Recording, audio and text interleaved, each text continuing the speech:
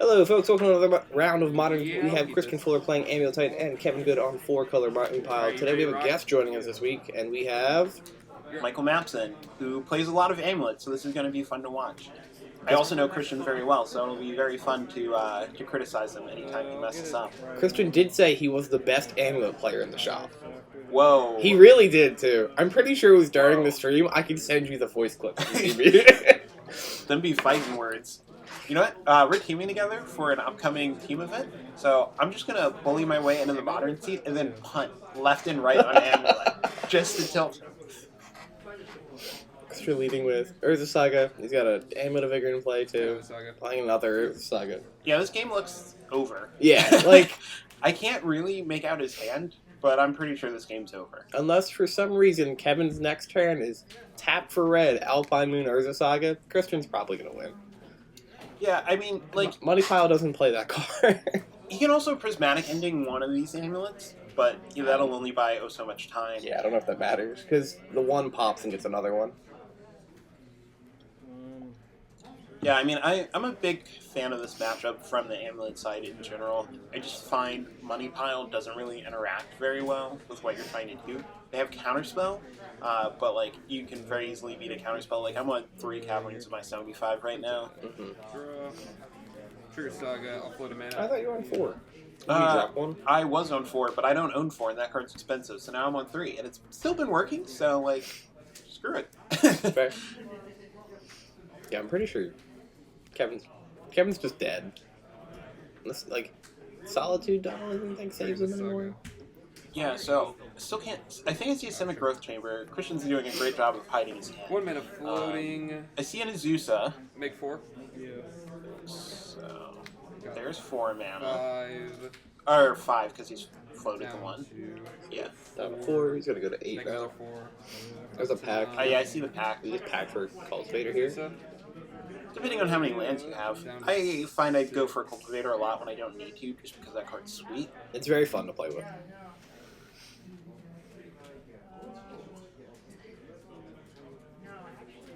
But yeah, I mean, he can just produce multiple Titans this turn. 10? Yeah. Is it, what, 9 mana now? Play these, so yeah, should be at 9. Yeah.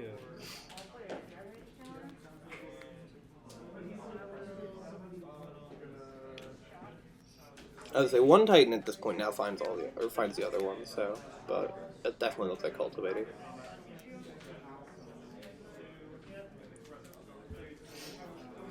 Yeah, I didn't catch how many lands he has in his hand, or if he already has another Summer's Pack rolled up, but like, I imagine that this is super lethal. It's like at least 2. So, down to 3. Trigger Colossus. Draw.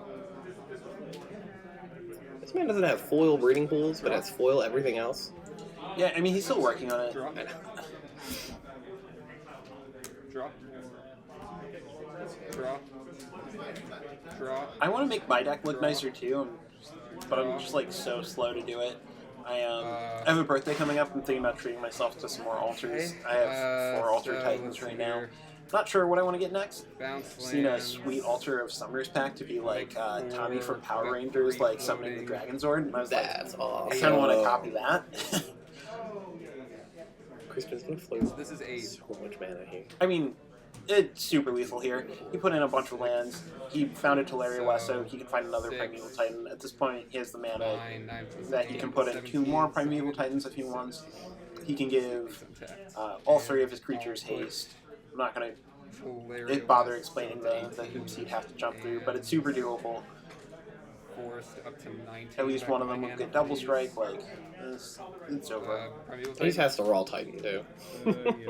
I mean, he just drew like... Yeah, he did just draw like 7 cards. Yeah. Alright, game 1 is going to go to Christian very quickly. Yeah, I've been thinking about personalizing my Titan deck more. I've been buying Italian versions of cards as like my uniqueness for it. But I don't know what else I want to do. I was talking to Kyle, and Kyle was like, you could get Altars of Primetime to be Spider-Man villains. And I was like, that's kind of cool. Or different versions of Spider-Man. Personally, I'm not a big fan of foreign cards just because I like my opponents to be able to read my cards. Like, most people know what Primeval Titan does, but the judge calls where somebody's like, Judge, can I get Oracle text? I just find they're a waste of my time. That's like, fair. If other people do it, I think, like, it's cool. Like, I think everybody should go for whatever aesthetic they like. It's just not my personal choice. That's fair. I'm a big alters guy, though. I used to have a foiled out deck, too, so I really like that. I usually just avoid. So for a while, like I was just avoiding foils and Magic because, like, I've heard that like you're supposed to have either all foil or no foils. Like, because there's like, I mean, you're a judge, like weird judge interactions where like sometimes cards curl and could be like marked because they're foil. Yeah, I mean, if you know how to take care of your cards, then it's not an issue. And there's definitely a non-zero amount of work that you should put in to keep them smooth. And like, I totally get being like, I'm not willing to put that effort in. You already went through the effort to get them. Why should you have to keep putting effort in? But I mean, once you know what you're doing, it's really not that bad. I actually know somebody who takes a clamp and clamps like for a month each year. He like takes, I think it's December. He stops playing his pet deck and he just leaves it clamped down for a month to keep it flat. Okay, I mean that'll do it. That's a pretty cool way. Silica gel packets do most of the work, honestly, and knowing how to shuffle properly. That's fair. Weird. Yeah, thinking about what to do.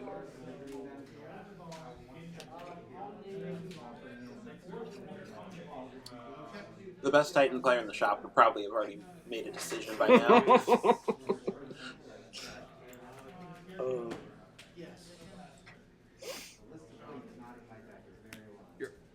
Yeah, he was like, oh, Devin's veto.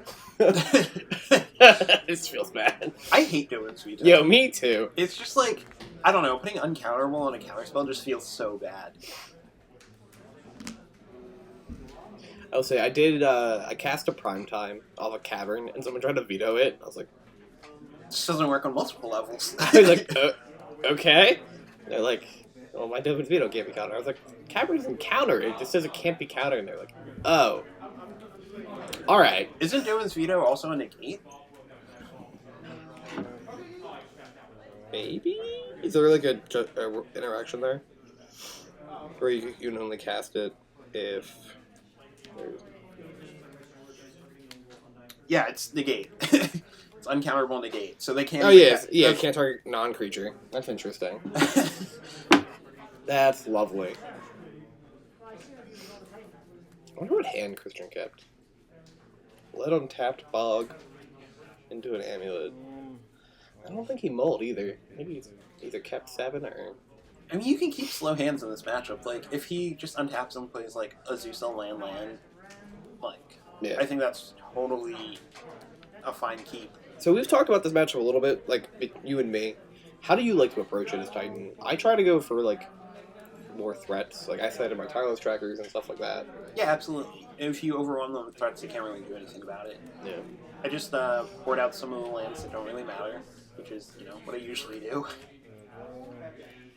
I don't have a lot of additional threats on my sideboard right now, because I'm already playing the main deck Cultivator Colossus, and that does so much work. And I do board in my additional caverns.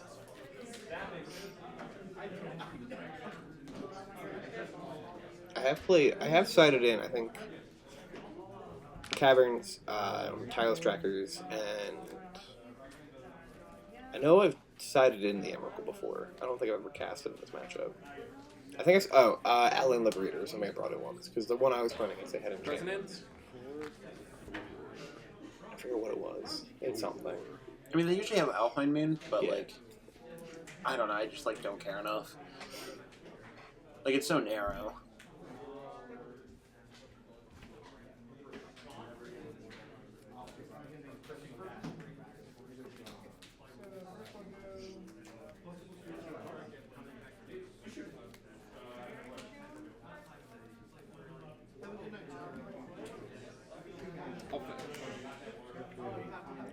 The best part is Christian will definitely watch this video.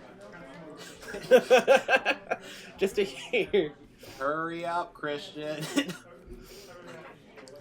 He was like, I'm your most viewed video on YouTube right now. I was like, Nice. People just like watching Amulet. And that's when he was like, someone's the best Amulet player in the shop. And I was like, I'm right here. He's like, you don't play. I was like, you're right, I'm not. I'll miss some respect. Okay. Ugh. Impacting for Dryad? Are we gonna Zeus it here? I feel like No. Acting for Azusa and not killing always feels so bad to me. yeah, I feel like I would get Dryad here. Forest Garrison, trigger. Pick up the So, bug. I mean, I get the bog thing. if your land drop was going to be Boris Garrison, getting Dryad is a huge risk because they do typically play Alpine Moon. So if they play Alpine Moon and just name Boris Garrison, That's you what just play lose spreading on the spot. speeds. Yeah, same. Yeah, that. That kills him. Yeah. Okay. Pretty good. Alright. Game 3. Yeah, I think if you get Dryad, like... Or, no, that's still a timestamp issue, isn't it? And we're back with Game 3 after a lunch break. We got Christian on the play with Tap the Jukabog. Again. Yeah. Why didn't we lead on that? I guess... I don't know. I feel like I would have led on the Saga there and just hoped he didn't have an Alpine Moon. Well, part of the issue with leading on the Saga is if your hand isn't set up to use it effectively on the third turn, like, sometimes you want to wait just so you get a little bit of extra value off the constructs. Like, we're definitely not the best deck at, using those constructs, but it does suck to not get anything. Matt, Yeah. here you go.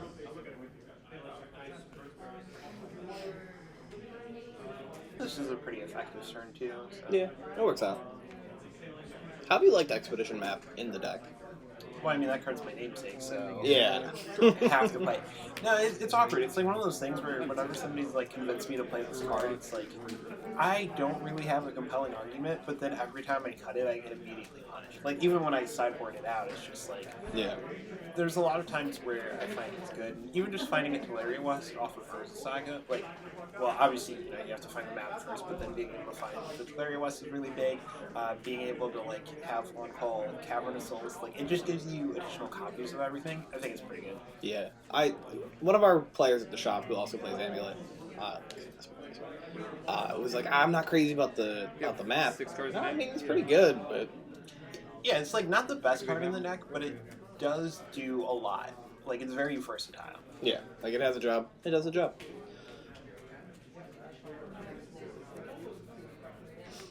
Prismatic ending on the Amulet gets a Cavern of Souls. So I don't know if Kevin. I mean, obviously we saw the Dovin Speedos. I don't know if Kevin is really playing that many counterspells because there's like 2 versions of Money Pile. There's like one that's like more control oriented, and then there's one that seems to be more combo oriented. And like I guess there's a 3rd version that blends it, like with what Chaz plays. But I mean, I just kind of assume that if... Well, did he show a Yorion? I don't... yeah, he is did, a right? Yorion. Yeah, okay. So I just kind of assume that they're on 4 counterspells and 1 to 2 Dovin's Veto. That's just my general assumption. I think it's the most common. Yeah, that's fair. But even that, it's like, that's not a lot of counter magic, honestly. Yeah, in an 80 card deck, it's not Spreading seas is a saga. very easy. Gotta kill the Urza Saga. Not that I'm a judge, but I feel like that's like the most asked judge question we get at the shop.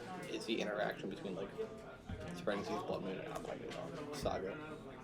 Yeah, I mean, it's weird. People don't really get it. I get asked a lot. I tell people a lot. Not everyone believes me right away, and it's just like, guys, Yeah, right. I have been playing with these kinds of things for quite some time. I'm also an L2, so like, I think I know the common interactions of my deck, at the very least. You're definitely leading the party on that. Yep. Picks the Cavern back up.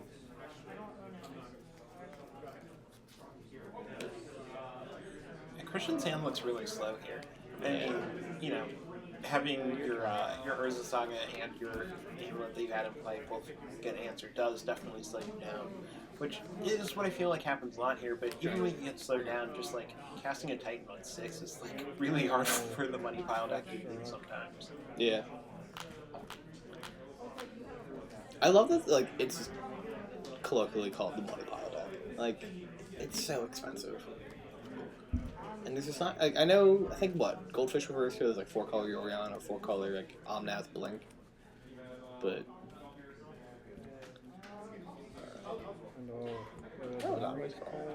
to be honest, I would rather call it Blink, just because I feel like, I mean, I don't feel like there's a lot of blinking, but I'd rather use something that describes what it actually does. I personally hate talking about finance in Magic. yeah. I mean, like, it is a part of the game in a way, obviously, but, like, I don't know.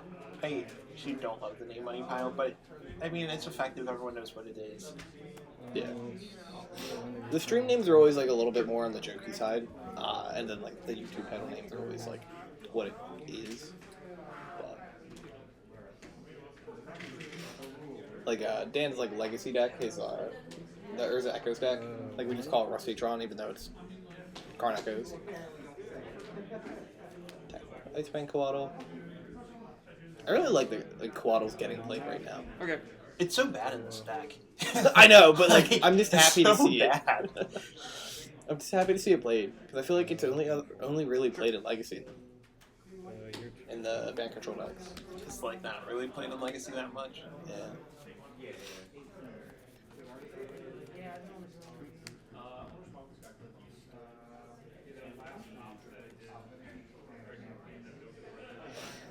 Math on the board. I don't know if Christian's hands gonna be able to beat the Omnath value. I don't know if you know this, but Omnath's only a 4/4, and Primeval Titan's a 6/6. It's just the better card. He's gotta cast it. I do know Titan's a 6/6. Name Beast for that one. Okay.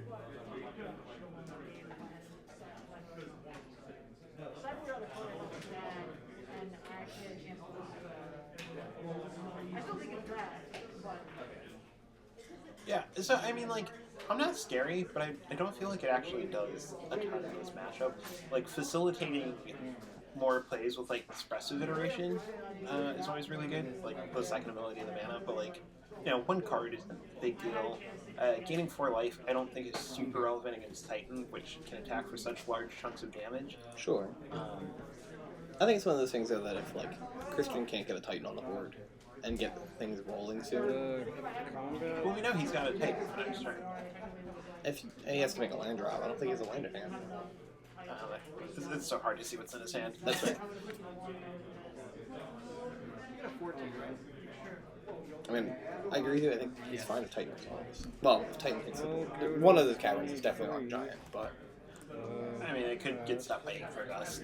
true. I hate that card. I cannot stand it. I got gusted by the control player at Owl's thing the first time in a while. And I was like, that's right. I don't like this card. Yeah, playing Grazer here is not a good sign. No.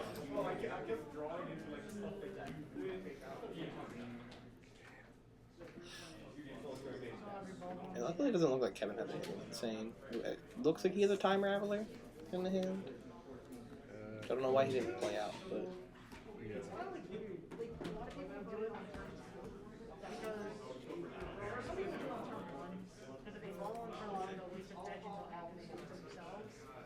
I'm waiting for the 5th Omnath. The what? Oh, Well, it keeps the adding 5th one in colors the every cycle. turn, right? Yeah, So, like, I thought you meant like in his deck. I was like, Yeah, that I'm would pretty be- sure he only puts 4. That would be a problem. That would be a big problem. But you know, we had mono green Omnath, we had red, and we had Naya, or not Naya, Teamer, you know, with 4 colors, so. Yeah. I am wondering if we'll ever get one with colorless too, so like, will it be colorless in 5? It'd be cool to do a 6-mana Omna. And then do we get like Omnath's kid? Or like, Yeah. The Jelly Bean has children. Yeah. does the cycle just end? Like, I don't know what's coming. What else can they add to this card? I mean, color-wise, black and colors, but like, what effects can we give it? I mean, I feel like you can do kind of anything. Like, the Teamer one is very different than the rest. Oh, really? Yeah. Do you even know what the Teamer one does? Mm-mm. Yeah, the Timber one is like it has to do with like elementals, Oh, okay. right? It's like it also. I mean, I guess it has a little bit to do with the lands of play too. It's like 'cause you, it like draws cards and deals damage, and I don't know, it does a lot. It was like really big in the elementals deck in standard. Nifty. Alright, so Kevin's gonna play Eternal Witness. I haven't seen him play Ephemerate. I don't know if. Well, you just give it to. I imagine he has to, right? But I think the Ephemerate Got Eternal Witness is red or good. green floating. There's no way you play Eternal Witness without playing Ephemerate. Yeah, like lets you go infinite with Time Warp at a certain point. Yorion in my hand. Okay. Nice Yorion. You're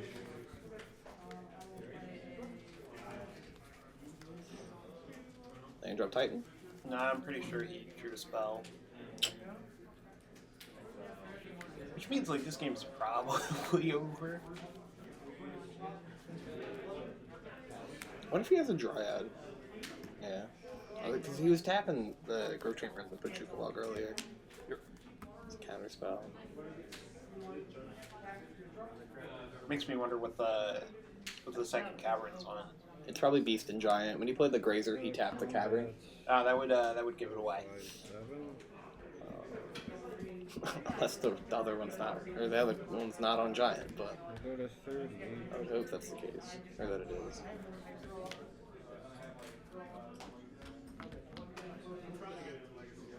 Your turn. Yep, Christopher's gonna scoop it up. Kevin's gonna take it 2-1 Yeah, on I 4 mean, color. I have Yorion everything Blink in the world in my hand. over Amulet Titan. Thanks for watching, folks. Have a great rest of your day. If you want to watch us do this live, we do stream on Twitch every Monday, Tuesday, and Friday. Monday is Modern, Friday is Legacy, Tuesday is a different game. But if you like Digimon, come watch. Yeah, have a great day.